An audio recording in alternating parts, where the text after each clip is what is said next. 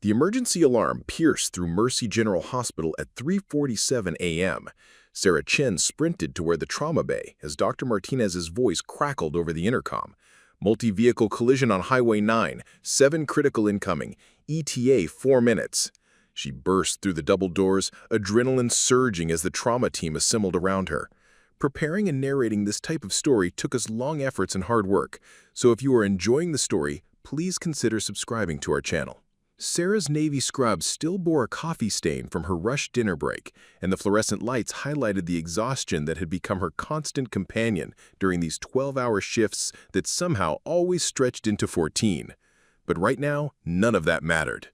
ETA 4 minutes. We've got 7 critical, possibly more. His voice carried that familiar tension she'd heard countless times before, but tonight, something felt different. The weight in his words seemed heavier, more urgent than the usual controlled chaos of emergency medicine.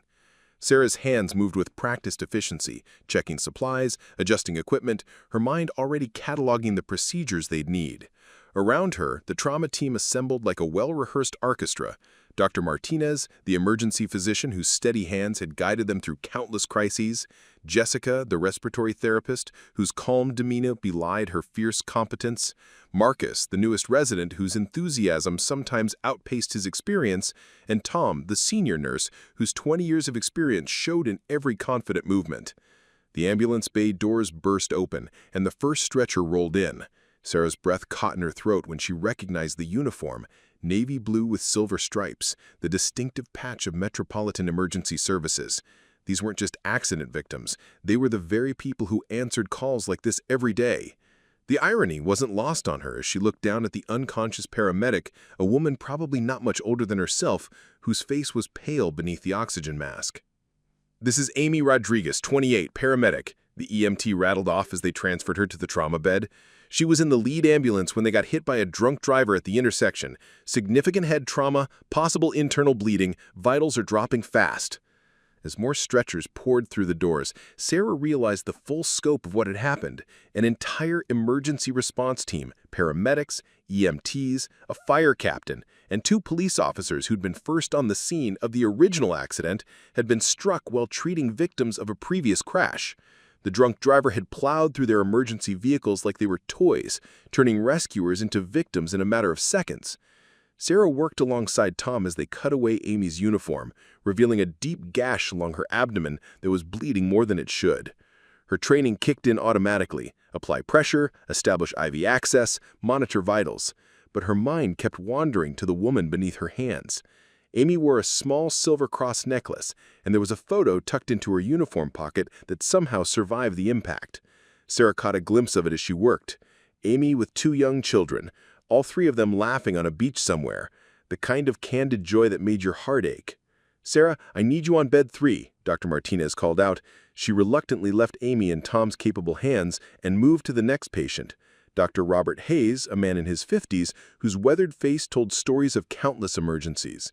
His left arm was mangled, bone visible through the torn flesh, and his breathing was labored and shallow. "My crew," he wheezed as Sarah began her assessment. How many made it?" Sarah's throat tightened. She had learned early in her career that sometimes the kindest thing was honest uncertainty. "We're taking care of everyone, Captain. You just focus on staying with us right now." The next 2 hours blurred together in a haze of blood, sweat, and desperate determination. Sarah moved between patients like a dancer, her movements fluid and purposeful despite the chaos surrounding her. She held pressure on wounds, administered medications, whispered reassurances to the conscious and unconscious alike. Each person on those stretchers represented someone's entire world: children waiting at home, spouses who would get the call that no one ever wants to receive, parents who believed their adult children were safe. Officer Janet Coleman, 32, had been thrown from her patrol car and suffered multiple fractures and a punctured lung. As Sarah inserted a chest tube to help her breathe, Janet grabbed her wrist with surprising strength. "There were kids," she whispered, her voice barely audible above the mechanical sounds of the trauma bay. "At the first accident. Please tell me someone got to them." Sarah nodded, though she didn't know the answer. Other units responded. "The kids are being taken care of." EMT David Park, barely 25, had suffered crushing injuries to his pelvis when his ambulance was struck from the side. His eyes darted around the room frantically, searching for familiar faces among the chaos. Sarah recognized the look, the terror of being on the other side of emergency medicine, of being the patient instead of the provider. She'd seen it in colleagues before, the unique vulnerability that came with understanding exactly how bad things could get. "Hey, David," she said softly, making sure she could see her face clearly. "I know this is scary. I know you know what all these machines mean, what all these procedures are for. But right now, you're not the EMT. You're just David, and we're going to take care of you the same way you take care of others every day." The trauma bay had become a strange sort of shrine to service, filled with the broken bodies of people who had dedicated their lives to saving others. Sarah felt the weight of that responsibility with each procedure, each decision. These weren't just patients. They were heroes who had been struck down while answering the call to help. As the immediate crisis phase began to settle, Dr. Martinez pulled Sarah aside. His usually composed demeanor showed cracks of exhaustion and something else, a deep, simmering anger at the senselessness of it all. "3 are stable enough for surgery," he said quietly. "Amy's internal bleeding is worse than we thought, and Captain Hayes needs immediate orthopedic intervention. But Janet," he paused, running a hand through his hair, "her lung isn't responding the way it should. There's something else going on, something we're missing." Sarah nodded, understanding the subtext. In emergency medicine, there were always those cases where everything should work according to the textbook, but the patient's body had other plans. Janet Coleman was fighting for her life, and despite their best efforts, they were losing ground. The hospital's administrative wing had awakened to the crisis, and Sarah could see suited figures huddled in serious conversation near the nurses' station. The chief of staff, Dr. Margaret Winters, moved between the trauma bays with the careful precision of someone assessing not just medical needs, but potential liability. Sarah had worked under Dr. Winters for 3 years and respected her clinical judgment, but she'd also learned to read the subtle signs when administrative concerns began to outweigh patient care. "How many reporters are outside?" Tom asked as he joined Sarah at the medication cart. "Channel 7 was setting up when I came in. This is going to be front-page news by morning. Local heroes and fight for their lives or something like that." Tom nodded grimly. "Good thing and a curse. Brings attention to the dangers these folks face, but also turns their worst day into a spectacle." Sarah had been thinking the same thing. These were private people who had never sought the spotlight, who did their jobs because they believed in service, not recognition. Now their most vulnerable moments would be dissected by news anchors and social media commentators who would never run toward danger instead of away from it. A commotion near bed 2 drew her attention. Amy's vitals were dropping fast, her blood pressure plummeting despite the transfusions they'd been giving her. Dr. Martinez was already there, his hands moving quickly as he assessed her condition. "We need to get her to surgery now," he announced. "Sarah, you're with us. Tom, take over here and keep monitoring the others." As they wheeled Amy toward the elevator, Sarah caught sight of the photo again. Amy with her children on that beach, frozen in a moment of pure happiness. She made a silent promise to that photo, to those children who were probably sleeping peacefully in their beds, unaware that their mother was fighting for her life in the fluorescent-lit corridors of Mercy General. The elevator doors closed with a soft ding, and Sarah felt the familiar sensation of being caught between floors, suspended between the emergency department's controlled chaos and the surgical suite's sterile precision. In that brief moment of quiet, she allowed herself to acknowledge the question that had been nagging at her since the first ambulance arrived. How do you save the people whose job it is to save everyone else? As they reached the surgical floor, Sarah realized that tonight would test everything she'd learned in her 7 years as a nurse, everything she believed about medicine, duty, and the sacred trust between caregiver and patient. But more than that, it would reveal something about herself that she didn't yet know was there, something that would transform her from just a nurse into something far more significant. The surgical doors loomed ahead, and beyond them lay 12 minutes that would change everything. Sarah Chen had always known she wanted to be a nurse, despite her father's disappointment when she chose nursing over medical school. "But you're so smart, Sarah," he'd said. the disappointment evident in his voice as they sat in their family's modest kitchen in Chinatown. The smell of her mother's congee filled the air, a comfort that couldn't quite overcome the tension of that conversation. You could be a doctor. Why settle for just being a nurse? That was 7 years ago, and Sarah had proven herself in ways that her 22-year-old self couldn't have imagined. She'd worked through the pandemic, holding iPads for dying patients to say goodbye to their families. She'd talked a young father through his son's first seizure while the ambulance fought through traffic. She'd been the steady presence in countless moments of crisis, the bridge between medical expertise and human compassion. As she scrubbed in for Amy Rodriguez's emergency surgery, Sarah moved with practiced precision, checking and double-checking the surgical instruments. Her apartment was a 15-minute drive from the hospital, a one-bedroom place she'd chosen specifically for its proximity to work. The walls were bare except for her nursing degree and a single photograph, her parents on their wedding day, young and hopeful in a way that made her chest tight with longing. She'd inherited her mother's steady hands and her father's stubborn determination, though she doubted he'd ever see nursing as worthy of either trait. The surgical suite hummed with activity as the team prepared for what Dr. Martinez had warned could be a complex procedure. Amy's internal bleeding had worsened during transport, and her blood pressure continued to drop despite aggressive intervention. Sarah positioned herself at Dr. Martinez's right side, anticipating his needs with the intuitive precision that came from years of working together. "10 blade," he said, and Sarah placed the scalpel in his palm before he'd finished the words. Around them, the surgical team moved like a carefully choreographed dance. Jessica monitoring anesthesia, Dr. Rebecca Liu assisting with the procedure, 2 surgical technicians managing instruments and supplies. Sarah was the conductor of this orchestra, ensuring that every note was perfect, every transition seamless. But as Dr. Martinez made the initial incision, Sarah noticed something that made her breath catch. The bleeding pattern wasn't quite right. The tissue damage more extensive than the external injuries would suggest.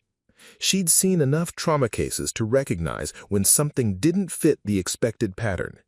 "Doctor," she said quietly, leaning closer to get a better view, "the hemorrhage, it's not just from the impact site." Dr. Martinez paused, following her gaze. His expression shifted from focused concentration to deep concern. "You're right. There's something else going on here."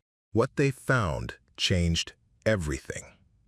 Amy Rodriguez hadn't just been injured in the accident. She'd been suffering from an undiagnosed medical condition that the trauma had exacerbated. A small arteriovenous malformation in her abdomen, invisible on the initial scans due to the surrounding trauma, had ruptured under the stress of the impact. It was the kind of medical anomaly that could kill someone in minutes if not addressed immediately. "This is beyond my expertise," Dr. Martinez admitted, a confession that Sarah had rarely heard from him. "We need a vascular surgeon, but by the time we get someone down here..." Sarah's mind raced through the possibilities. The nearest vascular surgeon was Dr. Patricia Wong, but she was in surgery across town at University Hospital. The second option was Dr. James Morrison, but he was recovering from his own surgery and wouldn't be available for hours. Amy Rodriguez didn't have hours. "What about the experimental technique Dr. Chen presented at the conference last month?" Sarah asked, surprising herself with the question. Dr. David Chen, no relation despite the shared surname, was a vascular surgeon from Johns Hopkins who had lectured on minimally invasive techniques for exactly this type of malformation. Sarah had attended the conference as part of her continuing education requirements, more out of professional obligation than genuine interest. Dr. Martinez looked at her with something approaching surprise. "You were at that lecture?" "I try to attend whenever possible," Sarah replied, feeling heat rise in her cheeks. The truth was, she attended every surgical conference she could afford, hungry for knowledge that might make her more valuable, more respected, more than just a nurse. "The technique is still experimental," Dr. Martinez said slowly. His hands paused over Amy's exposed abdomen. "But you've observed it, and I've read Dr. Chen's published papers on the procedure. between the two of us. Sarah, you're talking about performing surgery. You're not licensed to. I'm talking about being your surgical assistant in the most complete sense possible. You guide, I assist. Together, we do what needs to be done to save her life. The monitors around them continued their urgent beeping. Amy's vital signs a constant reminder that every second of deliberation brought her closer to death. Dr. Martinez looked at Sarah with an expression she'd never seen before, not the casual respect of a competent colleague, but the focused intensity of someone recognizing an equal. "Walk me through the procedure," he said quietly. Sarah's hands moved as she spoke, organizing instruments with the precision of someone who had visualized this exact scenario countless times in her head. "First, we need to identify the feeding vessels using microdissection. The key is approaching from the posterior aspect to avoid damage to the surrounding structures. Dr. Chen's modification uses a combination of clips and electrocautery to seal the malformation without compromising blood flow to the healthy tissue." As she explained the technique, Sarah felt something shifting inside her, a recognition of knowledge and capability that she'd been carrying without fully acknowledging. Her voice grew stronger, more confident as she detailed each step of the procedure. Dr. Martinez nodded slowly. "The risk is enormous. If we make a mistake, if we do nothing, she dies," Sarah replied simply. "Her children lose their mother, the emergency services community loses someone who dedicated her life to saving others. We have to try." The decision hung in the air between them, heavy with implications that extended far beyond this single moment. Sarah knew that what they were contemplating would change everything: her career, her sense of herself, her understanding of what was possible when training, instinct, and desperate necessity converged. "Okay," Dr. Martinez said finally, "but this stays between us until it's over. Whatever happens, we bear the responsibility together." Sarah nodded, her hands already reaching for the specialized instruments they would need. Around them, the surgical team continued their work, unaware that they were about to witness something unprecedented, a nurse stepping into a role that challenged every conventional boundary of medical practice. As they began the delicate work of isolating the malformed blood vessels, Sarah felt her mother's hands guiding hers, her father's determination strengthening her resolve. Creating these detailed medical stories requires extensive research and countless hours of writing. If this story is keeping you engaged, please take a moment to like this video and share it with others who appreciate inspiring healthcare stories. She thought of Amy Rodriguez's children, waiting at home for a mother who might never return. And she channeled every moment of training, every hour of study, every instance of being dismissed as just a nurse into the precision of her movements. The surgery that followed would later be described as a masterpiece of collaborative medicine, but in the moment, it felt simply like two professionals doing whatever it took to save a life. Sarah's hands moved with a surgeon's precision, while her mind maintained a nurse's holistic awareness of the patient's overall condition. She anticipated Dr. Martinez's needs, while simultaneously monitoring Amy's vital signs, adjusting medications, and coordinating with the surgical team. 12 minutes. That's how long it took to repair the arteriovenous malformation and stabilize Amy Rodriguez's bleeding. 12 minutes during which Sarah Chen transformed from someone who was just a nurse into someone whose expertise literally meant the difference between life and death. As Amy's vital signs began to stabilize, Sarah felt a profound shift in her understanding of herself and her profession. She had always known that nursing was about more than following orders and providing comfort, but tonight she had discovered just how much more. The boundary between nursing and medicine wasn't as fixed as she'd been taught. It was permeable, flexible, and ultimately less important than the shared commitment to preserving life. Dr. Martinez looked at her across the surgical table, his eyes reflecting the same sense of transformation. "Sarah, what we just did, that wasn't just nursing, that wasn't just assisting. That was surgical medicine at its finest." Sarah felt tears threatening at the corners of her eyes, but her voice remained steady. It was what needed to be done. As they began the process of closing Amy's incisions, Sarah allowed herself to acknowledge the truth that had been building for years. She wasn't just a nurse, and she never had been. She was a healthcare professional whose skills, knowledge, and instincts had just saved a life in a way that challenged every conventional assumption about medical hierarchy and professional boundaries. The photograph in Amy's uniform pocket came back to her mind, that moment of pure joy on the beach with her children. Thanks to the next 12 minutes, Amy would have the chance to create thousands more such moments. And Sarah Chen, who had started the night as just a nurse, had discovered that she was capable of far more than she had ever imagined.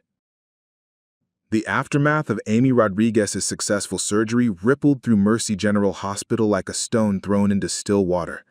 By dawn, word had spread through the nursing stations, break rooms, and administrative offices that something unprecedented had occurred in OR 3. The official report, carefully worded by Dr. Martinez, described a collaborative emergency intervention that had successfully stabilized a complex vascular malformation. But the unofficial version, whispered in corridors and discussed over coffee, told a very different story. Sarah tried to maintain her usual routine as she finished her shift documentation, but she could feel the weight of stares from colleagues who had heard fragments of what had happened. Some looked at her with newfound respect, others with confusion, and a few with something that looked dangerously close to suspicion. The comfortable anonymity she'd enjoyed as a competent but unremarkable night shift nurse had evaporated in those 12 minutes of surgery. Sarah. Dr. Margaret Winter's voice cut through the morning bustle of the emergency department like a blade.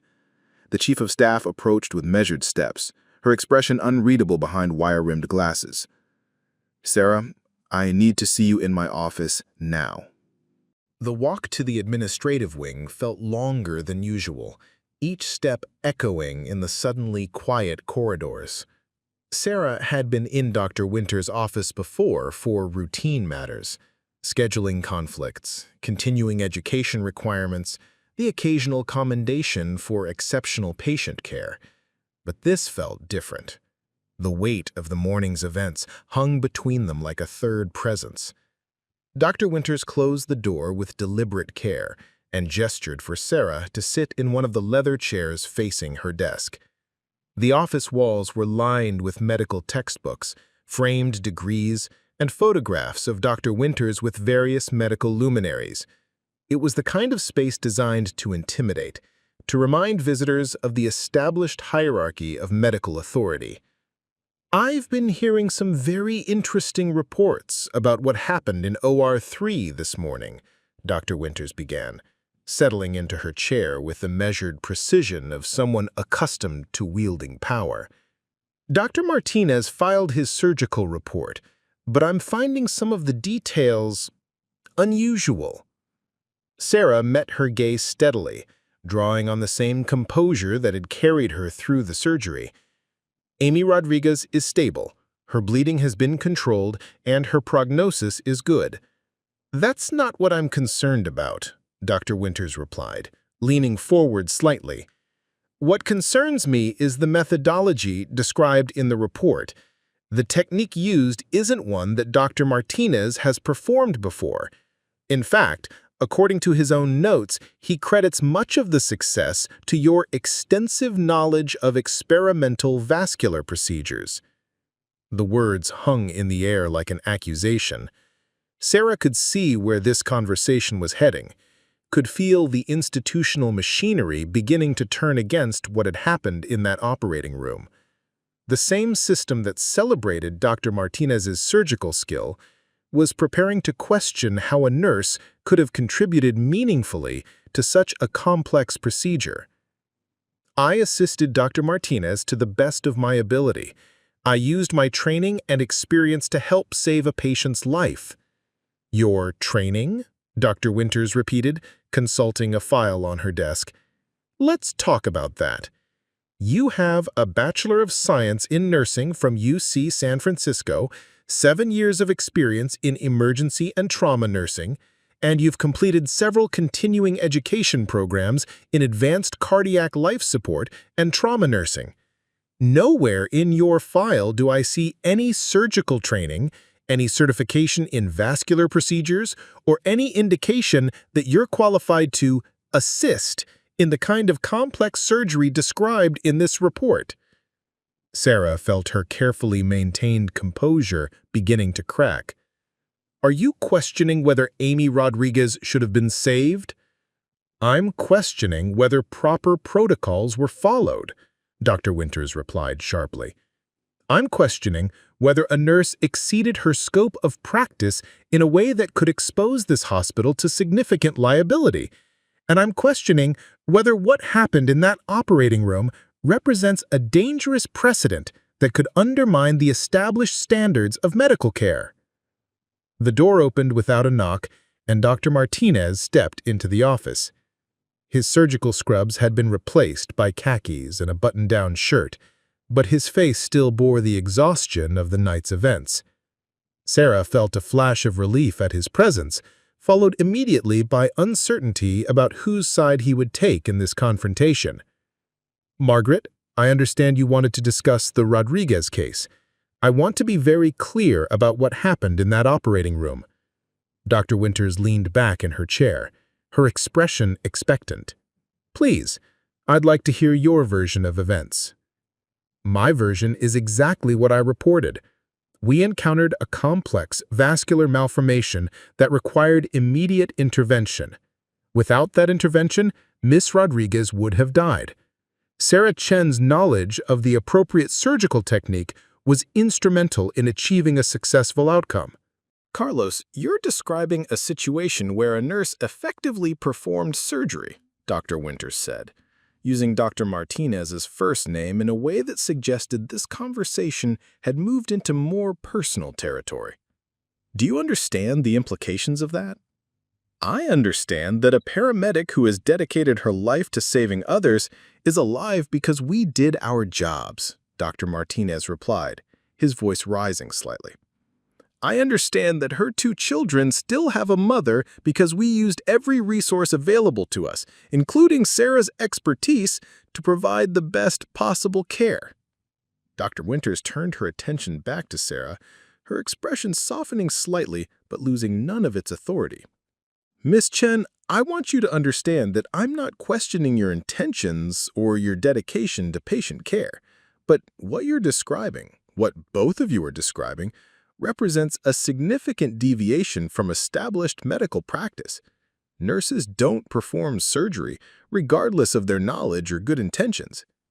Sarah felt the familiar fire building in her chest, the same determination that had driven her to excel in nursing school, to attend every conference, to study every technique that might make her better at her job. Dr. Winters, with respect, I didn't perform surgery. I assisted in surgery using every skill and piece of knowledge I've acquired during my career. Isn't that what we're supposed to do? Use everything we have to save lives? Within the scope of your practice, yes, but what you're describing goes well beyond that scope. It raises questions about liability, about proper credentialing, about the established protocols that keep patients safe and protect the hospital from legal exposure. Dr. Martinez leaned forward, his voice taking on an edge that Sarah had rarely heard from him. Margaret, are you seriously suggesting that we should have let Amy Rodriguez die rather than use every available resource to save her? Are you saying that institutional protocol is more important than a human life? I'm saying that there are reasons we have protocols, Dr. Winters shot back. I'm saying that when healthcare providers exceed their scope of practice, regardless of their intentions, it creates risk for everyone involved. What happens when word of this gets out? What happens when other nurses decide they can perform procedures they're not trained for? What happens when a patient dies because someone thought they knew better than established medical practice? The question hung in the air like a challenge. Sarah could see the logic in Dr. Winters' position, could understand the institutional concerns that drove her reaction, but she could also see Amy Rodriguez's children in that photograph, could remember the feel of Amy's pulse strengthening under her hands as the surgery succeeded. What happens, Sarah said quietly, is that we trust our healthcare professionals to use their judgment, their training, and their commitment to patient care to make the right decisions in impossible circumstances. What happens is that we recognize that the boundaries between different types of medical practice might not be as rigid as we pretend they are. Dr. Winters stared at her for a long moment, and Sarah could see her wrestling with the implications of what had occurred. As chief of staff, she was responsible for maintaining institutional order, for ensuring that the hospital operated within established legal and professional frameworks. But she was also a physician who had taken the same oath to do no harm, who understood the weight of life and death decisions. "There will be an investigation," Dr. Winters said finally. "I have to report this incident to the State Nursing Board and to our legal department. What happened this morning, regardless of the outcome, represents a potential violation of professional practice standards. Sarah, I'm placing you on administrative leave pending the completion of that investigation." The words hit Sarah like a physical blow. Administrative leave. Investigation. State Nursing Board. In a matter of hours, she had gone from saving a life to facing the potential end of her career. "Margaret, that's unnecessary," Dr. Martinez protested. "Sarah acted under my direct supervision. Any responsibility for what happened is mine. The responsibility is institutional, and my responsibility is to protect this hospital, its staff, and its patients from situations that could compromise the integrity of our medical practice." "Dr. Winters," she said, her voice steady despite the turmoil inside her, "I understand your position. I understand that what happened this morning raises difficult questions about professional boundaries and institutional liability. But I want you to understand something too. When I became a nurse, I took an oath to protect and advocate for my patients. Yesterday morning, that's exactly what I did. Whatever the consequences for my career, I would make the same choice again." As Sarah walked through the hospital corridors for what might be the last time as an employee, she felt the stares of colleagues who had already heard about her suspension. Some looked sympathetic, others curious, and a few openly hostile. The news would spread quickly through the hospital's informal networks, and by evening, everyone would know that the nurse who had helped save Amy Rodriguez was being investigated for exceeding her scope of practice. The parking garage was dimly lit and nearly empty as Sarah made her way to her car. The morning sun was just beginning to filter through the concrete structure, casting long shadows that seemed to mirror her mood. As she fumbled with her keys, she heard footsteps approaching from behind. "Sarah, wait!" Dr. Martinez's voice echoed in the enclosed space. She turned to see him jogging toward her, still looking exhausted but determined. "Carlos, you don't need to—" "Yes, I do. What happened in there, what Margaret said about you being on leave, it's not right. You saved a life. You did exactly what any good healthcare professional should do in that situation." Sarah felt tears threatening for the first time since the confrontation began. "But maybe she's right. Maybe I did exceed my scope of practice. Maybe what we did was dangerous and irresponsible." Dr. Martinez placed a hand on her shoulder, his expression fierce with conviction. "Sarah, I've been practicing medicine for 15 years. I've worked with hundreds of nurses, and I've never met one with your combination of knowledge, skill, and judgment. What you did in that operating room wasn't reckless. It was brilliant. It was exactly the kind of collaborative medicine that represents the future of healthcare." "Then why does it feel like my career is over?" "Because institutions are slow to change. Because people are afraid of what happens when we challenge established hierarchies. But change is coming, whether they're ready for it or not. And what you did this morning is going to be part of that change." As Sarah drove home through the early morning traffic, she tried to process everything that had happened in the past 8 hours. She had started her shift as a competent but unremarkable nurse, had discovered capabilities within herself that she hadn't known existed, had saved a life in a way that challenged fundamental assumptions about medical practice, and had ended up suspended from the job she loved. Her apartment felt different when she walked through the door. Smaller somehow, as if the events of the morning had expanded her sense of herself beyond the confines of her old life. She looked at the bare walls, at the single photograph of her parents, and the nursing degree hanging in its simple frame, and realized that none of it seemed adequate anymore to contain who she had become. The local news was already covering the story of the emergency responders who had been injured in the drunk driving accident. Amy Rodriguez was listed in stable condition, along with updates on the other members of the emergency response team. But there was no mention of the surgery that saved Amy's life. No acknowledgement of the 12 minutes that had challenged everything the medical establishment thought it knew about professional boundaries and collaborative care. Sarah settled into her kitchen chair with a cup of coffee and tried to imagine what came next. The investigation could take weeks or months to complete. Her nursing license could be suspended or revoked. She could face civil liability if Amy's family or the hospital decided that proper protocols hadn't been followed. But as she sat in the quiet of her apartment, Sarah realized that she felt something she hadn't experienced in years, a profound sense of clarity about who she was and what she was capable of. The fear and uncertainty about her future couldn't diminish the knowledge that she had risen to meet an impossible challenge and had succeeded in ways that surprised even her. The phone rang, interrupting her thoughts. The caller ID showed a number she didn't recognize, but something prompted her to answer. "Miss Chen?" The voice was unfamiliar, professional, but warm. "This is Dr. Patricia Wong from University Hospital. I heard about what happened this morning, and I was wondering if we could talk."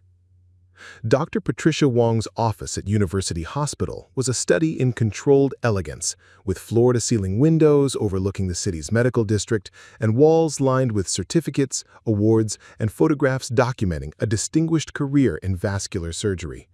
Sarah sat across from the renowned surgeon, still trying to process how quickly her world had shifted from administrative suspension to this unexpected meeting. "I reviewed the surgical notes from Amy Rodriguez's case," Dr. Wong said, her voice carrying the measured tone of someone accustomed to making pronouncements that carried life and death weight. "The technique described in Dr. Martinez's report is remarkably sophisticated. The approach to the arteriovenous malformation, the choice of closure methods, the post-surgical monitoring protocols, all of it demonstrates a level of understanding that I wouldn't expect from most surgical residents, let alone someone without formal surgical training." Sarah felt heat rise in her cheeks, uncertain whether she was being praised or criticized. "I studied the literature extensively. Dr. Chen's papers from Johns Hopkins were particularly detailed." "Yes, I know David Chen's work well, but reading about a technique and successfully implementing it under emergency conditions are two very different things." Dr. Wong leaned back in her chair, studying Sarah with the intensity of someone solving a complex puzzle. "Tell me, how long have you been attending surgical conferences?" "About 4 years. I started going as part of my continuing education requirements, but I found them fascinating. I began attending on my own time, paying my own way." "Which conferences?" Sarah recited a list that surprised even her as she spoke it aloud. The American College of Surgeons Annual Meeting, the Society for Vascular Surgery Symposium, the International Conference on Emergency Medicine, specialized workshops on trauma surgery and critical care. Over the past 4 years, she had spent thousands of dollars and countless vacation days immersing herself in surgical education that went far beyond what was expected of a staff nurse. Dr. Wong's eyebrows raised slightly. "That's an impressive educational resume. But I'm curious about something else. Dr. Martinez mentioned in his notes that you were able to anticipate his needs during the procedure, that you seemed to understand not just the technical aspects, but the flow and rhythm of vascular surgery. How do you explain that?" Sarah hesitated, aware that her answer might sound presumptuous or delusional. "I've watched hundreds of surgeries. not just as a circulating nurse, but as someone trying to understand the decision-making process, the subtle judgments that separate good surgeons from great ones. I study the way different surgeons approach similar problems, the variations in technique, the reasoning behind their choices. You've been teaching yourself surgery by observation and study, Dr. Wong said slowly. It wasn't a question. I've been trying to understand surgery, Sarah corrected. I never imagined I'd actually be in a position to apply that knowledge. Dr. Wong stood and moved to the window, gazing out at the medical complex below. Sarah, what I'm about to tell you is going to change your understanding of what happened yesterday morning. Amy Rodriguez wasn't my patient, but her case was discussed in our morning surgical conference because of its unusual nature. Do you know why? Sarah shook her head, feeling a familiar flutter of anxiety. Because the technique you and Dr. Martinez used saved her life in a way that shouldn't have been possible. The arteriovenous malformation she had is typically fatal when it ruptures under traumatic conditions. The survival rate for that specific type of injury, with that level of internal bleeding, is less than 15%, even when treated by experienced vascular surgeons in fully equipped operating rooms. The words hit Sarah like a physical blow. She had known the surgery was complex, had understood that Amy's condition was serious, but she hadn't fully grasped just how close they had come to losing her.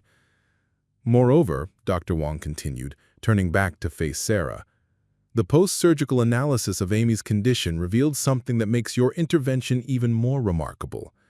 The malformation had been slowly growing for years, creating a time bomb in her abdomen that could have ruptured at any moment. The trauma from the accident simply triggered something that was already primed to kill her. Sarah's mind raced through the implications.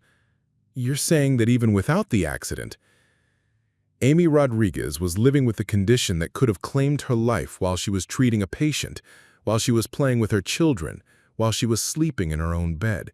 Your intervention didn't just save her from the immediate trauma, it saved her from a disaster that was inevitable.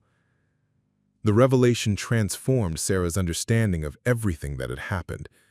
What had felt like a desperate response to an emergency suddenly took on the weight of destiny, as if all of her studying, all of her preparation, all of her seemingly excessive dedication to understanding surgical techniques had been leading to that specific moment in OR3.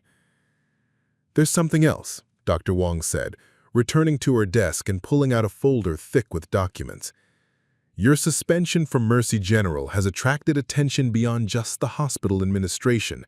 The State Nursing Board has requested a full review of the case, but so has the American College of Surgeons, so has the Society for Vascular Surgery, so has the journal that published Dr. Chen's original research on the technique you used.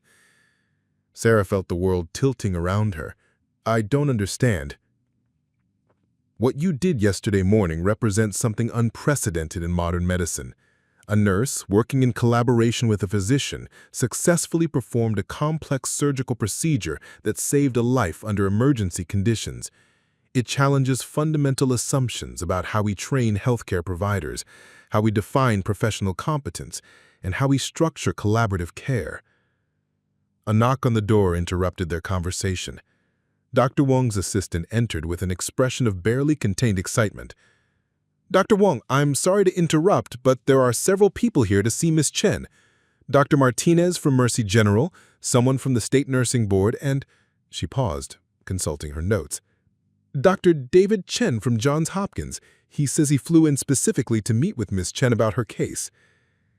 Sarah felt her stomach drop. The investigation she had been dreading apparently had been expanding beyond anything she had imagined. But as Dr. Wong led her toward the conference room where her visitors waited, Sarah noticed something in the surgeon's demeanor that suggested this meeting might not unfold the way she expected. The conference room was dominated by a large oval table surrounded by high-backed chairs, with a wall of windows providing a panoramic view of the city. Dr. Martinez sat at one end of the table, looking tired but determined. Across from him sat a woman in a business suit, who Sarah assumed represented the nursing board. At the head of the table sat a man she recognized from photographs accompanying his published research, Dr. David Chen, the vascular surgeon whose technique had saved Amy Rodriguez's life. "Miss Chen," Dr. David Chen stood as she entered, extending his hand with a smile that seemed genuinely warm. "I've been very eager to meet you. Your application of my research under emergency conditions is remarkable." Sarah shook his hand, still struggling to process the surreal nature of the situation. "Dr. Chen, I'm honored to meet you, but I have to say that I'm not sure why you're here. I'm facing an investigation for possibly exceeding my scope of practice." "That's exactly why I'm here," he replied, gesturing for her to take a seat. "Ms. Chen, what you accomplished using my technique represents a validation of surgical research in a way that no controlled study could achieve. You took theoretical knowledge and applied it successfully under the most challenging possible circumstances." The woman from the nursing board introduced herself as Jennifer Walsh, Director of Professional Practice for the State Licensing Authority. Her expression was stern but not unfriendly as she consulted a tablet loaded with documents. "Ms. Chen, I want to be clear about why I'm here today. Your case has raised significant questions about the scope of nursing practice and the boundaries between different healthcare professions. However, it has also raised questions about how we define competence and how we evaluate professional performance." Dr. Martinez leaned forward, his voice carrying the passion that Sarah had heard in the parking garage. "Jennifer, what I want everyone in this room to understand is that Sarah didn't act recklessly or independently. She worked under my direct supervision, using knowledge and skills that she had acquired through extensive education and training.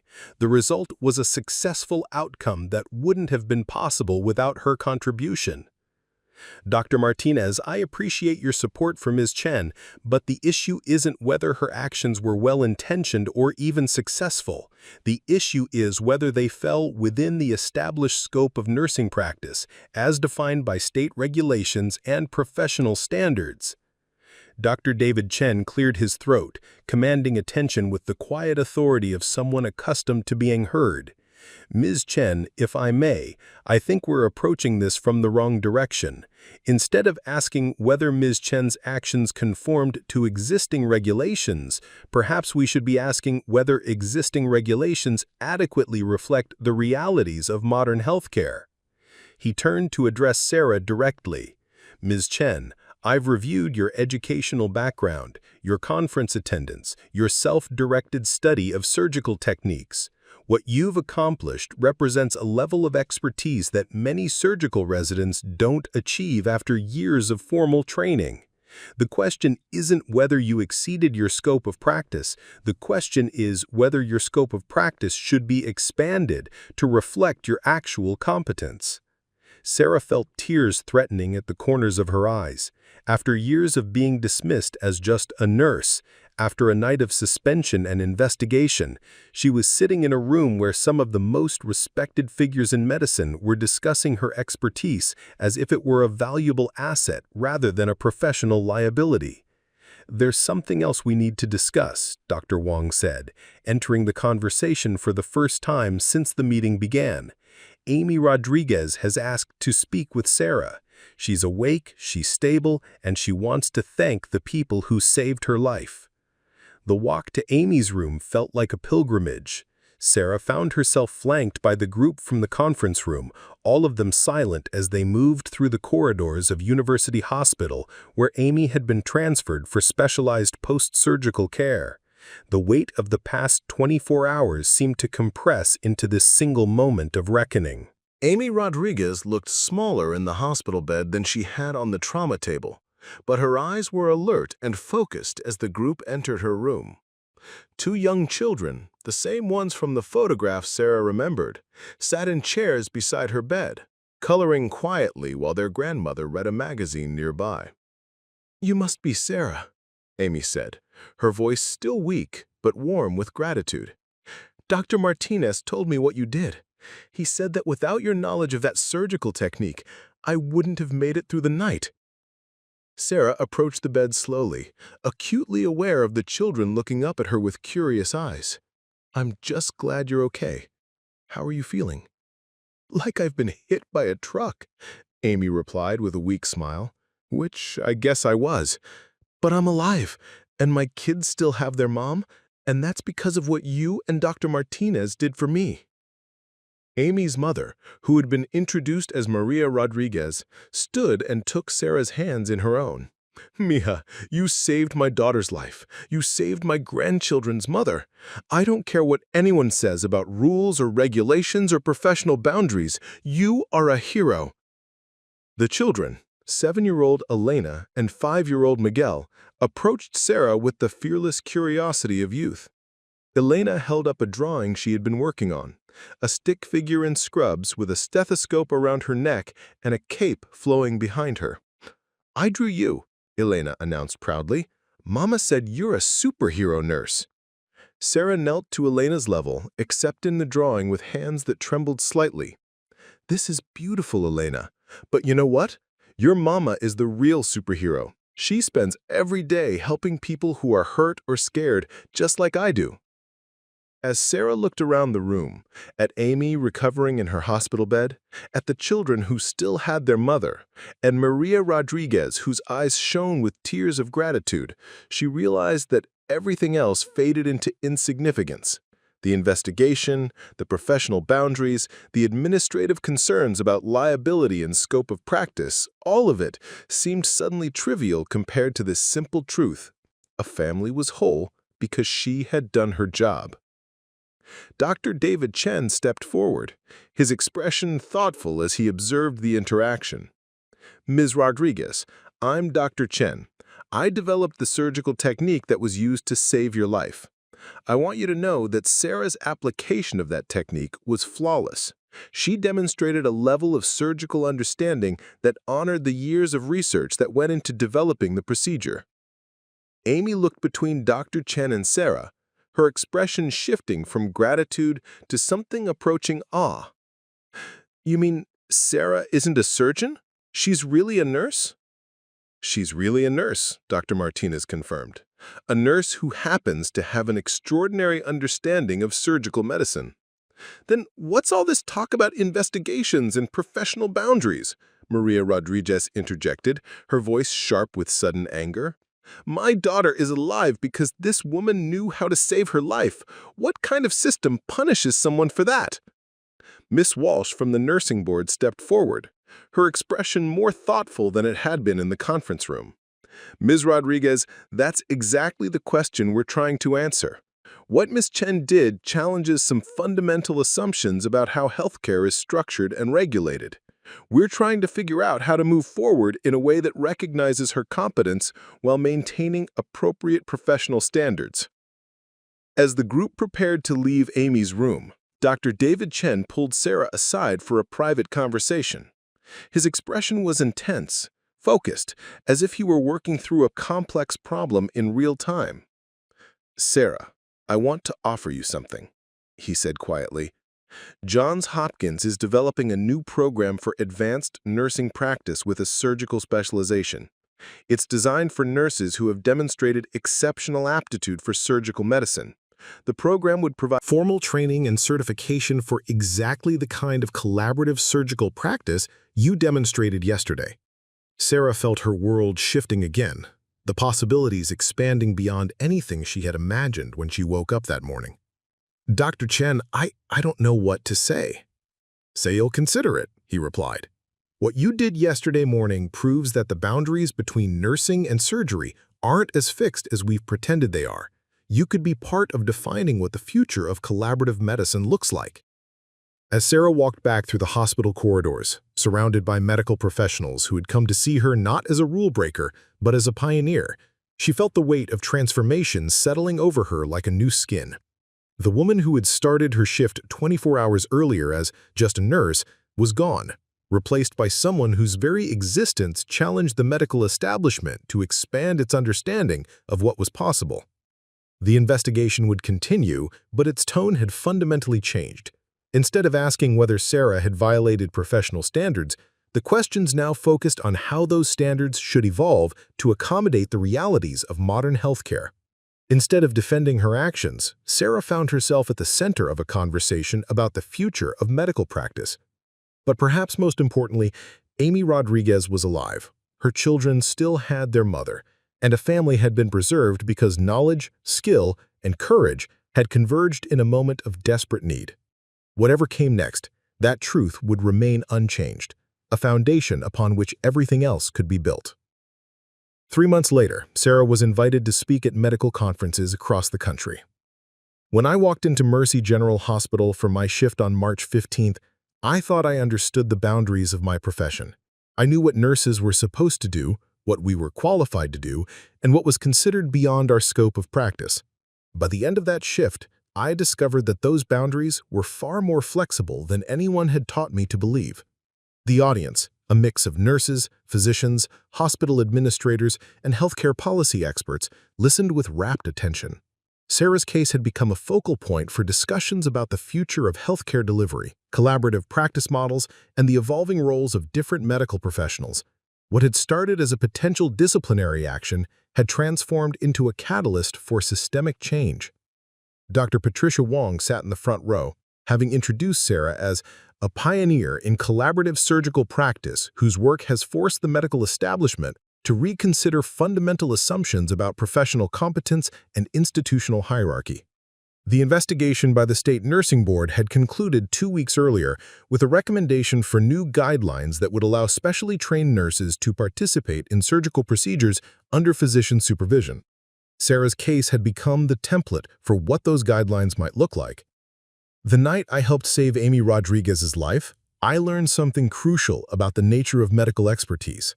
Competence isn't defined by degrees or titles or institutional hierarchies. It's defined by knowledge, skill, judgment, and the commitment to use all three in service of preserving life. The question we face as a healthcare community is whether our professional structures support or hinder that kind of competence. In the weeks following her suspension and subsequent reinstatement, Sarah had become something of a reluctant celebrity in medical circles.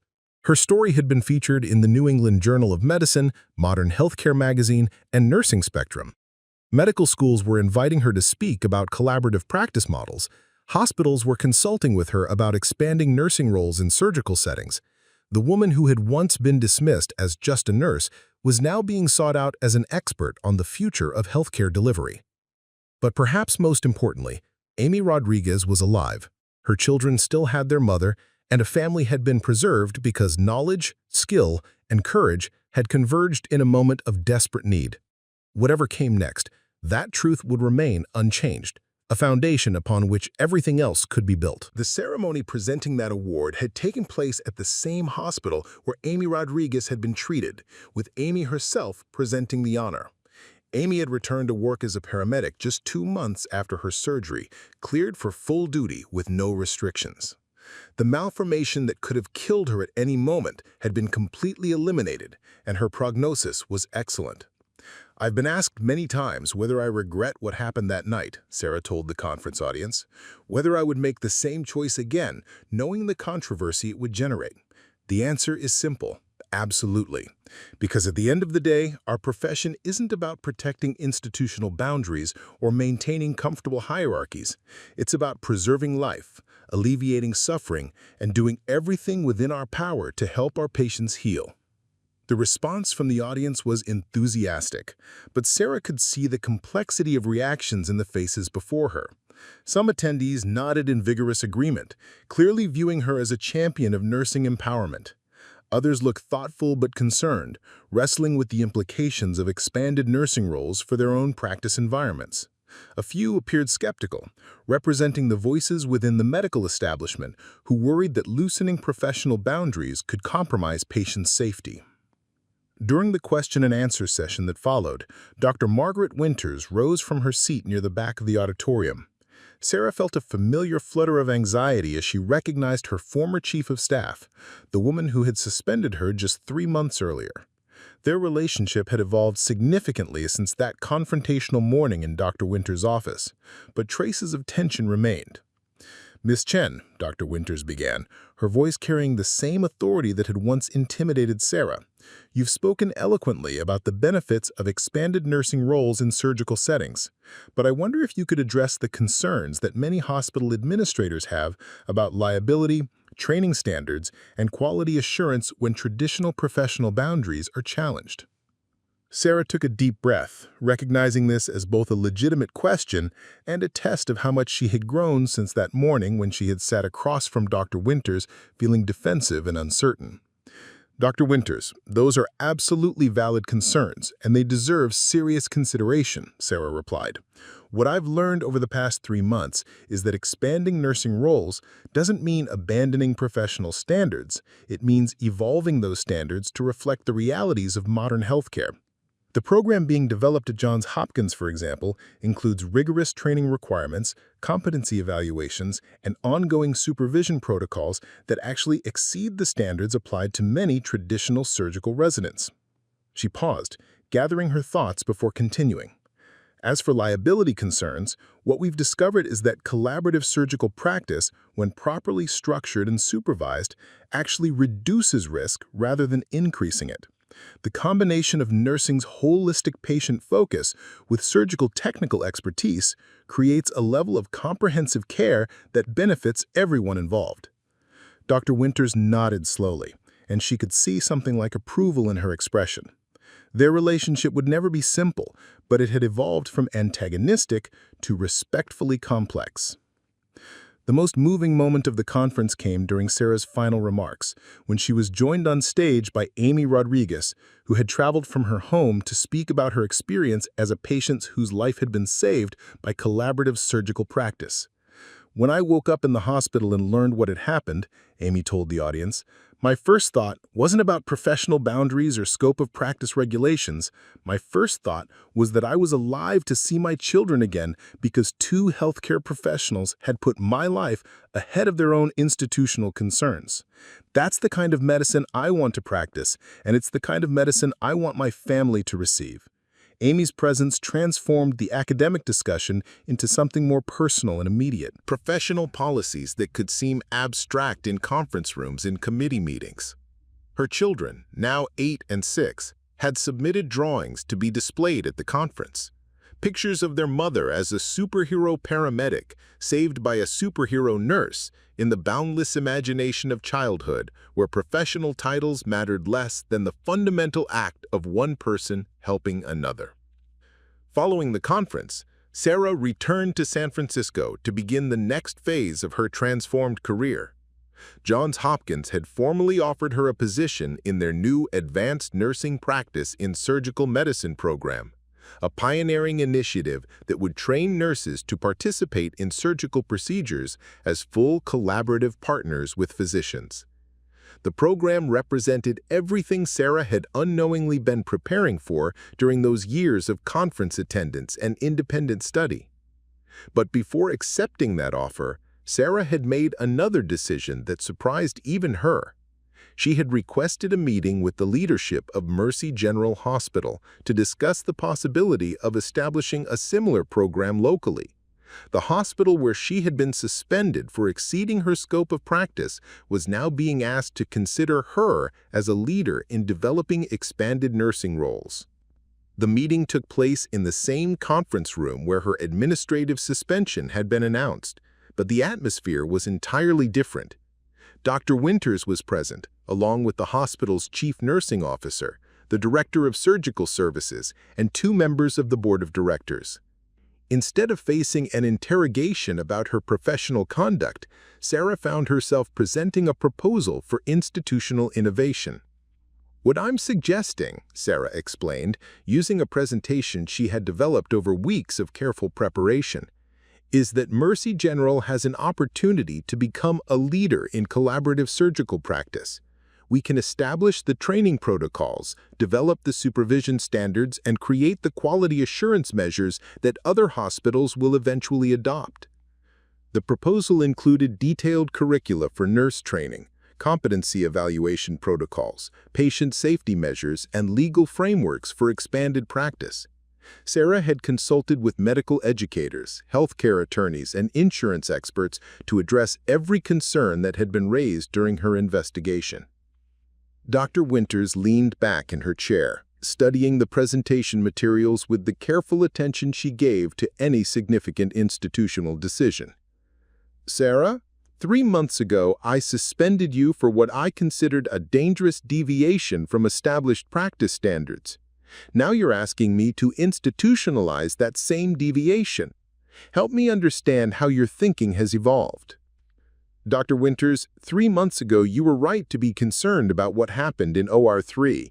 What I did that night was unprecedented and unregulated. But what we've learned since then is that the knowledge and skills I used are teachable, measurable, and reproducible. We can create a framework that captures the benefits of collaborative surgical practice while addressing the legitimate concerns about safety and standards. The nursing director, Patricia Coleman, spoke for the first time since the meeting began.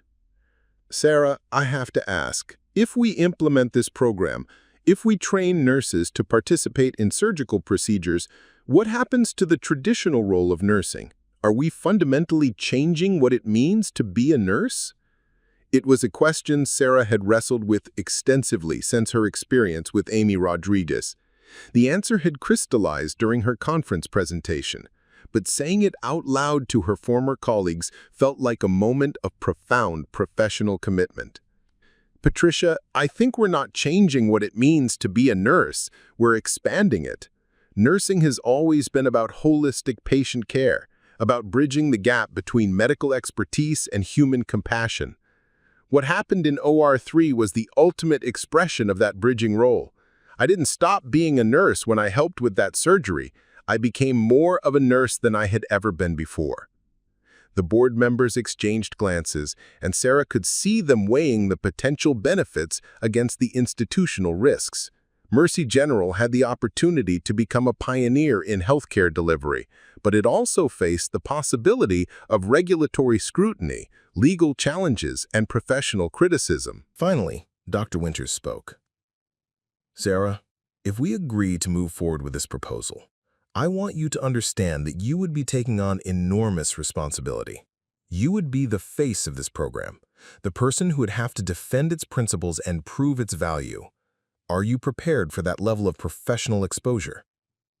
Sarah thought of Amy Rodriguez's children, of the drawing that showed her as a superhero nurse, of the fundamental truth that had emerged from that night in OR3. Sometimes the most important thing you can do is exceed what others expect of you. Dr. Winters, I've been preparing for this my entire career. I just didn't know it until 3 months ago. 6 weeks later, Mercy General Hospital announced the establishment of the first advanced collaborative nursing program in the Western United States. Sarah Chen was named as the program's founding director with a mandate to develop training protocols that could be replicated at hospitals nationwide. The announcement generated significant media attention, with healthcare journals calling it a watershed moment in the evolution of nursing practice. The program's first cohort of students included experienced nurses from multiple specialties, all of whom had demonstrated exceptional aptitude for surgical medicine through rigorous testing and evaluation. They would spend 2 years in intensive training, combining traditional nursing education with surgical technique, medical decision-making, and collaborative practice protocols. But perhaps the most meaningful moment came during the program's inaugural ceremony, when Amy Rodriguez was invited to address the first class of students. She spoke about the experience of being a patient whose life depended on healthcare professionals who were willing to exceed conventional boundaries in service of preservation of life. When I think about what happened to me that night, Amy told the assembled students, I don't think about professional titles or scope of practice regulations. I think about people who saw a human being in desperate need and used every skill they possessed to save her life. That's what real healthcare looks like. That's what you're here to learn. As Sarah looked out at the students who would be trained in the program she had envisioned, she realized that her transformation from just a nurse to something entirely new was just the beginning. The ripple effects of those 12 minutes in OR3 were continuing to expand, creating new possibilities for healthcare delivery and professional collaboration that would benefit patients for generations to come. The evening news coverage of the program's launch included an interview with Sarah, conducted in the same trauma bay where Amy Rodriguez had been treated. The reporter asked her whether she ever imagined that a single emergency surgery could lead to such sweeping changes in medical practice. "I think every nurse imagines doing something extraordinary. What I learned is that extraordinary doesn't always mean dramatic. Sometimes it just means being willing to use everything you know in service of the people who need your help. The extraordinary part isn't the action itself, it's the willingness to act when action is needed." As the interview concluded and the camera crews packed up their equipment, Sarah remained in the trauma bay for a few minutes, remembering that night when everything had changed. The room looked the same. The same monitors, the same equipment, the same fluorescent lighting that had witnessed so many moments of crisis and healing. But she saw it differently now. Not as a place where she had exceeded her professional boundaries, but as the birthplace of a new understanding of what was possible when knowledge, courage, and compassion converged in the service of life. 2 years later. The morning sun streamed through the large windows of the Advanced Collaborative Nursing Program's state-of-the-art simulation laboratory at Mercy General Hospital. Sarah Chen stood at the front of the room, watching as her third cohort of students worked through a complex surgical scenario involving a multi-trauma patient with vascular complications. The confidence and precision they displayed would have been unimaginable in traditional nursing education just a few years ago. "Remember," Sarah called out as one student hesitated over instrument selection, "you're not just assisting the surgeon, you're thinking alongside them. What's the next logical step in this procedure, and how can you anticipate it?" The student, Maria Santos, a former ICU nurse with 15 years of experience, nodded and smoothly handed the attending surgeon the exact instrument he needed before he asked for it.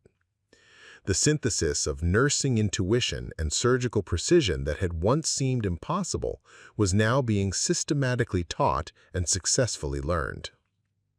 Dr. Patricia Wong, who had become the program's chief medical advisor, observed from the gallery above the simulation lab. She had been instrumental in developing the curriculum that balanced technical surgical skills with nursing's holistic approach to patient care.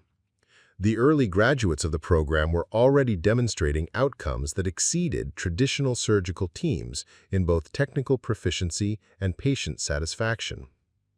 "The third-year evaluation reports came in yesterday," Dr. Wong told Sarah during their weekly review meeting. "Patient mortality rates in surgeries involving collaborative nursing teams are down 18% compared to traditional surgical teams. Patient satisfaction scores are up 23%. Surgical complication rates are down 12%. Sarah reviewed the data with a sense of vindication that never quite overcame her surprise. What had started as a desperate response to an emergency had evolved into a measurable improvement in surgical care.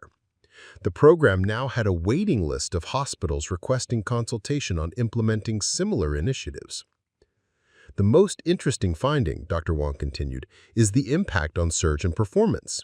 The physicians working with collaborative nursing teams report higher job satisfaction, reduced stress levels, and increased confidence in complex procedures. It turns out that sharing responsibility doesn't diminish surgical authority, it enhances it."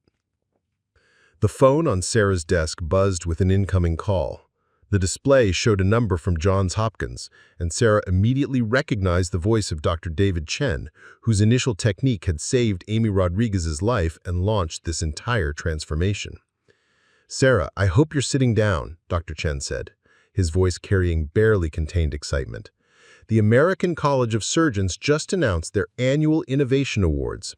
The Advanced Collaborative Nursing Program at Mercy General is receiving the Institutional Excellence in Surgical Care Award. It's the first time the award has ever been given to a nursing program." Sarah felt tears welling in her eyes. The American College of Surgeons represented the pinnacle of surgical authority, the institution that had once seemed most likely to oppose what she and the program represented. Their recognition felt like a final validation of everything she had fought to build. "There's more," Dr. Chen continued. They want you to deliver the keynote address at their annual meeting. Sarah, you'll be the first nurse in the organization's history to address their General Assembly. After hanging up the phone, Sarah sat in the quiet of her office, surrounded by the artifacts of her transformed career. Her nursing degree still hung on the wall, but it was now accompanied by certificates from surgical conferences, awards from medical organizations, and photographs from hospital dedications where other advanced collaborative nursing programs had been established. A soft knock on her door interrupted her reflection. Amy Rodriguez entered, carrying a coffee tray and wearing the Navy uniform of the Metropolitan Emergency Services Supervisor position she had been promoted to 6 months earlier. "I thought you might need caffeine," Amy said, setting down 2 cups and settling into the chair across from Sarah's desk. Their friendship had deepened over the 2 years since the surgery, built on the profound connection between someone whose life had been saved and the person who had saved it. Amy's recovery had been complete, her return to work seamless, and her advocacy for the collaborative nursing program unwavering. "How are Elena and Miguel?" Sarah asked, as she always did. The children had become part of her extended family, sending her drawings and school projects that celebrated her role in keeping their mother alive. "Growing too fast," Amy replied. "Elena wants to be a nurse when she grows up. A superhero nurse, she says, just like you. Miguel wants to be a firefighter, surgeon, astronaut, so he's clearly aiming high." They sat in comfortable silence for a moment, both reflecting on the journey that had brought them to this point. Amy's survival had been the catalyst, but the transformation that followed had touched countless lives in ways that neither of them could have imagined during those desperate 12 minutes in OR3. "Sarah, I have something to tell you," Amy said, her tone becoming more serious. "I've been accepted into the collaborative nursing program." Sarah nearly spilled her coffee. "Amy, that's wonderful. But I thought you loved being a paramedic." "I do love it. But what happened to me that night showed me something about the connections between emergency medicine and surgical care. I want to bridge that gap, to bring the paramedics' understanding of trauma to the surgical suite. I think it could help save even more lives." The idea of Amy Rodriguez training in the program that had been inspired by her own case felt like the completion of a circle. The patient was becoming the practitioner. The survivor was becoming the savior, in the continuous cycle of healing and growth that defined the best of medical practice. 5 years later. 5 years ago, Sarah began, I was just a nurse working the night shift at a hospital in California. Today, collaborative nursing programs are operating in 16 countries, training thousands of nurses to participate as full partners in surgical care. This transformation didn't happen because of any single individual or institution. It happened because healthcare professionals around the world recognize that the needs of patients must drive the evolution of our profession. The international stage. Dr. Patricia Wong sat with the delegation from the University of California system, which now offered degrees in collaborative surgical nursing. Dr. David Chen was there representing Johns Hopkins, where the original advanced nursing practice program had become a model for medical schools worldwide. Colleagues who had supported her journey filled the audience. In the audience, Sarah could see familiar faces from the journey that had brought her to this. Amy Rodriguez sat in the front row wearing the formal dress uniform of the Metropolitan Emergency Services Chief Medical Officer, a position created specifically to bridge emergency medical services and hospital-based care. Her children, now 13 and 11, had traveled with her to Geneva, experiencing firsthand the international impact of their mother's survival. But perhaps the most meaningful presence was Dr. Margaret Winters, who had retired from Mercy General Hospital but remained active as a consultant on collaborative practice implementation. The woman who had once suspended Sarah for exceeding her scope of practice was now one of the most vocal advocates for expanding nursing roles in surgical settings. "The resistance we faced in the early years," Dr. Winters had said during a panel discussion the previous day, "wasn't really about protecting patients or maintaining quality care. It was about protecting traditional hierarchies and institutional comfort zones. What Sarah and her colleagues proved is that patients benefit when we focus on competence rather than credentials, on collaboration rather than competition.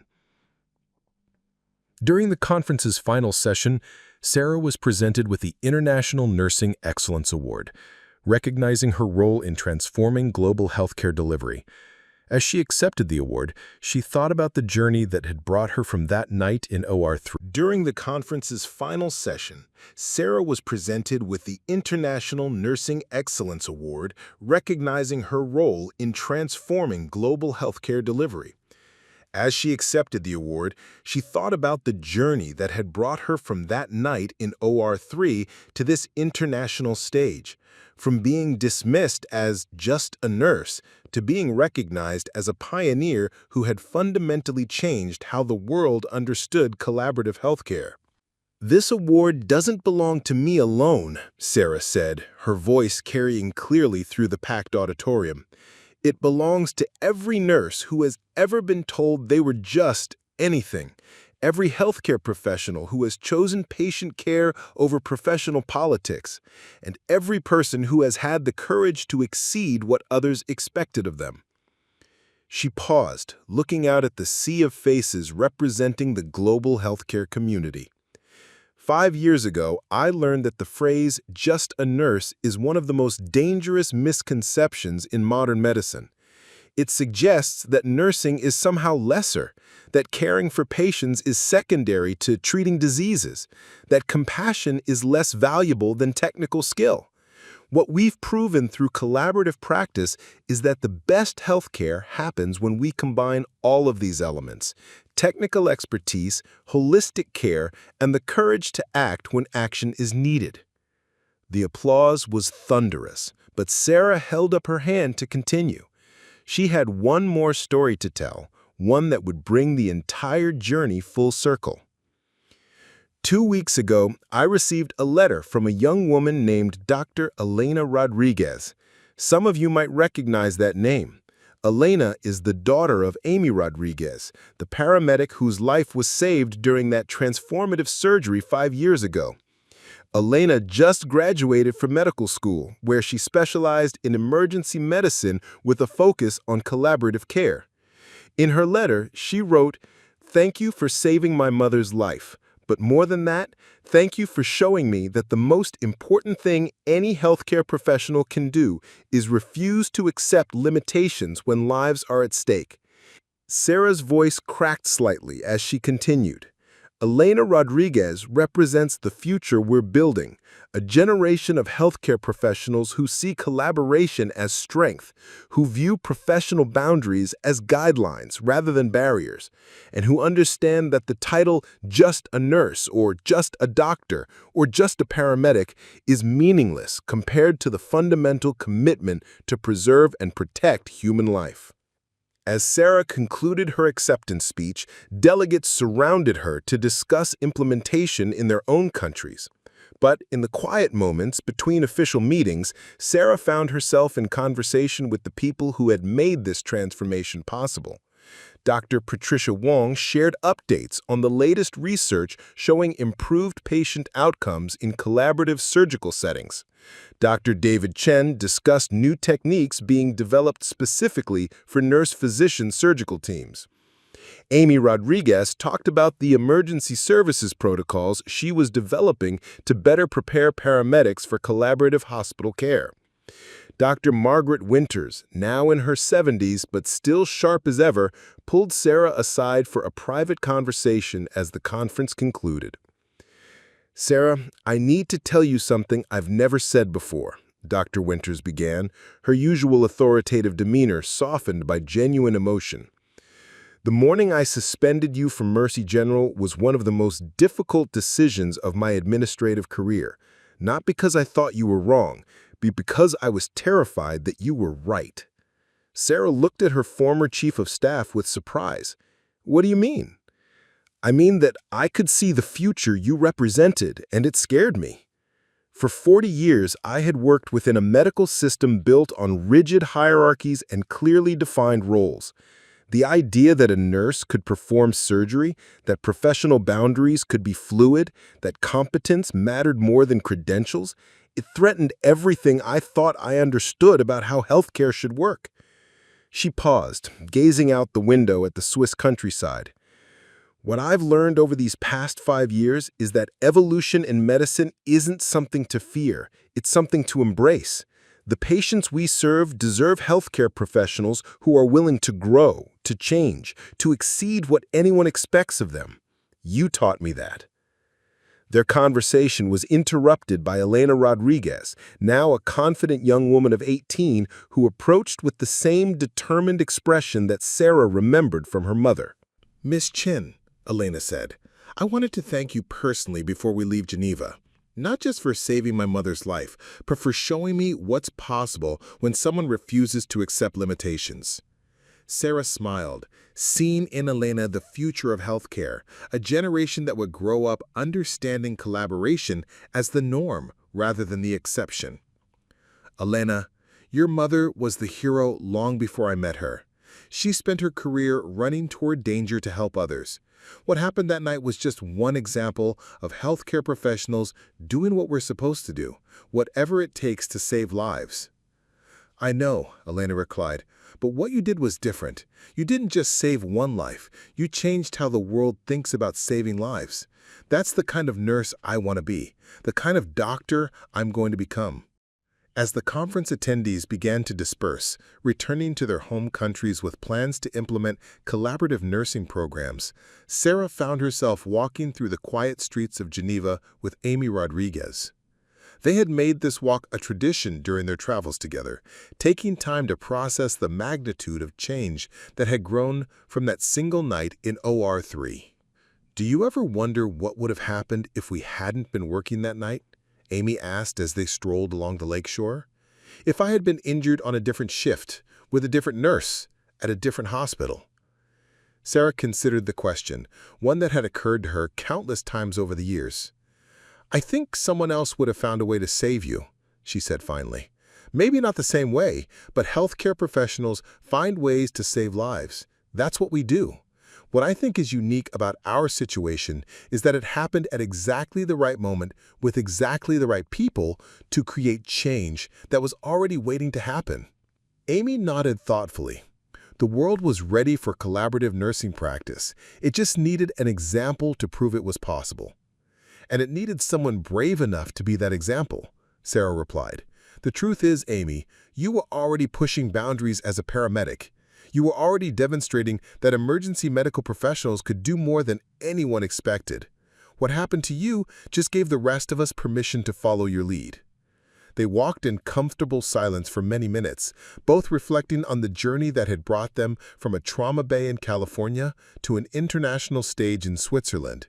The friendship that had grown from patient and caregiver had evolved into something deeper, a partnership in transforming how the world understood healthcare collaboration. Sarah, I have something to tell you. As they reached the hotel where the conference attendees were staying, the International Emergency Medical Services Council has asked me to head up a new global initiative on collaborative emergency care. It would mean traveling to countries around the world, helping them develop programs that bridge emergency services and hospital care. Sarah felt a mix of excitement and sadness. Amy's expertise and passion had been crucial to the success of collaborative nursing programs, but this new role would take her far from the day-to-day work they had shared. Sarah, that's incredible. You'll be able to impact emergency medical care on a global scale. But I have to admit, I'll miss working with you so closely. Actually, Amy said with a smile, that's the other part of what I wanted to tell you. The Council wants you to serve as the Chief Nursing Advisor for the initiative. We'd be traveling together, implementing collaborative programs worldwide, showing healthcare systems what's possible when emergency services and hospital care work as true partners. The proposal represented another evolution in Sarah's career, another opportunity to expand the impact of collaborative practice beyond what anyone had imagined. From a single night in a trauma bay to global healthcare transformation, the journey had exceeded every dream she had allowed herself to entertain. As they entered the hotel lobby, Sarah saw familiar faces from the conference, engaged in animated conversations about implementation timelines, training protocols, and patient outcomes. The energy was infectious, a sense of possibility and purpose that reminded her of those early days when the collaborative nursing program was just an untested idea.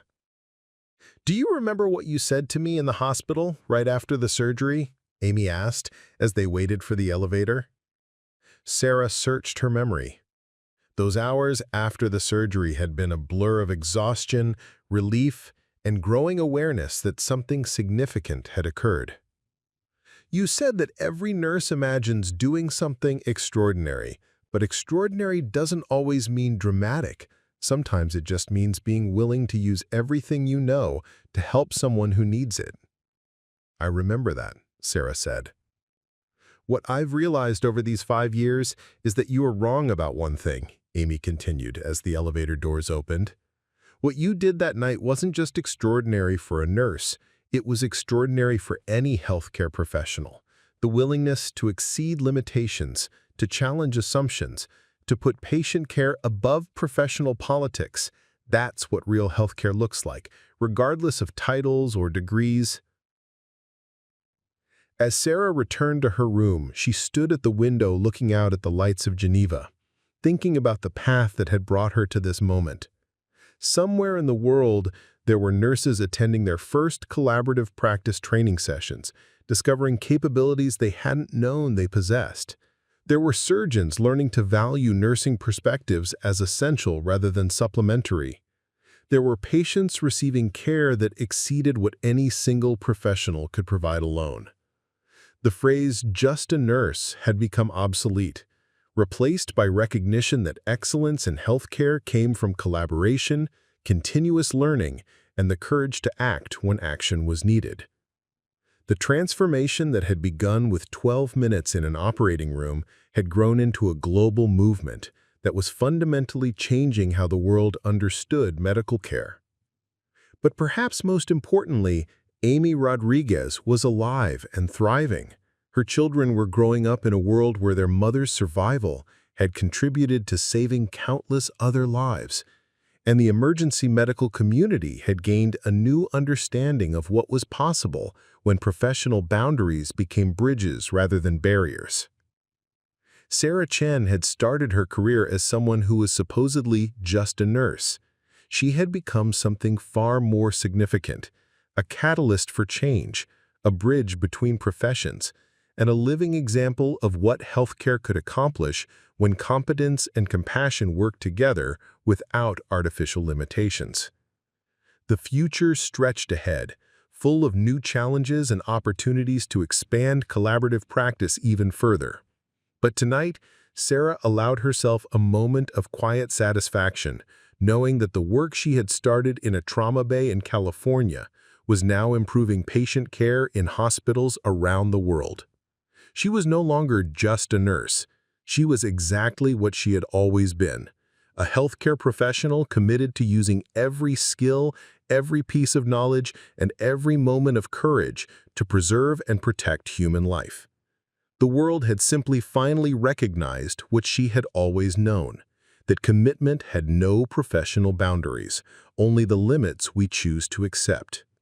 And Sarah Chen had chosen to accept no limits at all. Thank you for following Sarah's incredible journey from nurse to healthcare pioneer. Stories like this take tremendous time and effort to research and craft.